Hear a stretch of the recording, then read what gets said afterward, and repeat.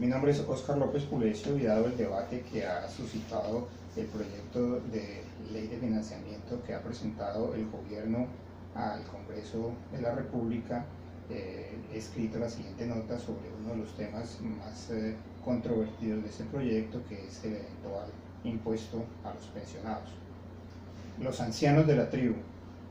Afirma la exposición de motivos de la ley de financiamiento que debate el Congreso, citando a la Corte Constitucional, que el principio de progresividad se plasma en que los pensionados con mayores ingresos deben tributar sobre lo que excede el límite respecto del cual las mesadas pensionales iguales o inferiores están exentas del impuesto de renta.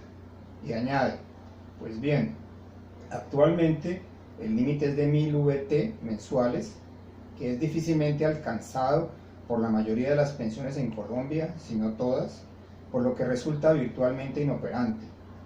Ciertamente, un límite inalcanzable no es un límite.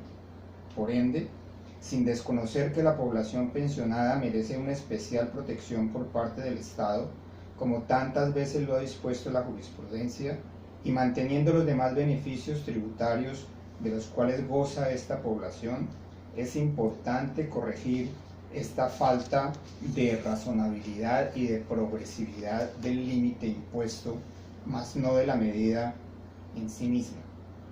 O sea, en plata blanca, que las pensiones deben gravarse como si fueran rentas de trabajo, descontados solo el 25% de las mesadas por encima de 5 millones, que es el límite que se establece para calificarlas de alta, bajando el que actualmente existe de cerca de 33 millones mensuales. Ni tanto que queme al santo, ni tampoco que no lo alumbre. 33 millones es un límite demasiado alto, pero 5 millones es muy bajo. Nadie discute que se graben pensiones superiores a 15 millones, que generalmente corresponden a altos funcionarios del Estado, quienes en algunos casos ni siquiera han cotizado para obtenerlas. Pero ¿dónde está la justicia social de poner a los viejos de Colombia a pagar impuestos sobre pensiones que se consideran muy altas, como si ellos fueran los responsables de la inequitativa distribución del ingreso en Colombia? El conjunto del sector formal de la economía colombiana, que es el que sostiene el sistema pensional, es minoritario frente a la totalidad de las actividades económicas. Por ello, los pensionados son solo una pequeña parte de la población, y menos aún quienes reciben pensiones que se consideran altas. Reflejan la estructura del mercado laboral y, por supuesto, de la distribución del ingreso, pero no son responsables de ello. Como en el país de los ciegos el tuerto es rey, la Administración de Impuestos clasifica entre el grupo de personas de mayores ingresos a aquellos que devengan más de 4 millones de pesos. Sobre ellos recae el grueso de la tributación proveniente de rentas de trabajo, cuando se trata de personas de la clase media sin mayores niveles de ahorro, endeudadas hasta los tuétanos. Y con los pensionados va a suceder lo mismo.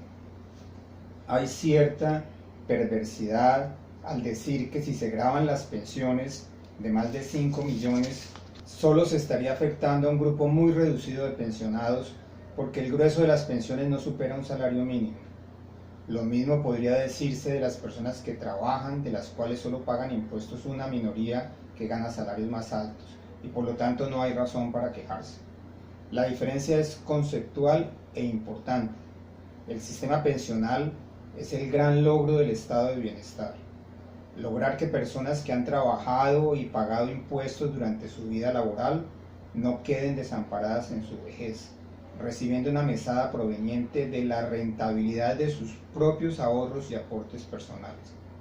Apenas justo que no tengan que volver a pagar impuestos sobre ello, y esa consideración de justicia social ha sido una norma de la legislación colombiana que se ha respetado por años.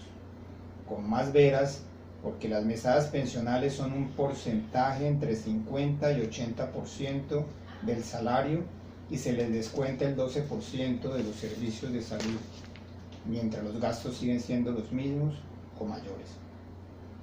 Si los pensionados son ahora sujetos tributarios solo por el hecho de ser una minoría, pues valdría la pena mirar que otras minorías están recibiendo enormes ingresos con una tasa fija de tributación. Los receptores de dividendos, por ejemplo, con una tasa de tributación de 10% sin importar su monto. Se podría aventurar que si se gravara de modo progresivo un número muy reducido de grandes accionistas de grandes empresas, que son tan pocas pero representan el fuerte del sector productivo, se podría recaudar una suma muy superior a la que se va a obtener del gravamen a las pensiones. Los ingleses utilizan la frase throwing money at it para describir la política de tratar de solucionar un problema a punta de dinero. Es lo que hace la ley de financiamiento, enjugar un déficit sin analizar lo que está produciendo, buscar recursos en todos los rincones, privilegiando los de las personas que declaran todos sus ingresos, cuando habría otras fuentes de recursos y muchas medidas de racionalización del gasto público con los cuales podrían obtenerse mejores resultados. Ensañarse con los viejos es una exageración. La otra víctima no es menos frágil, la canasta familiar. Es tan absurda la idea del IVA del 18% que no va a prosperar. La preocupación es que al fracasar esa iniciativa queden las rentas de trabajo y las pensiones de los ricos, entre comillas, en el descampado y no tengan ellas un campeón que salga a su defensa.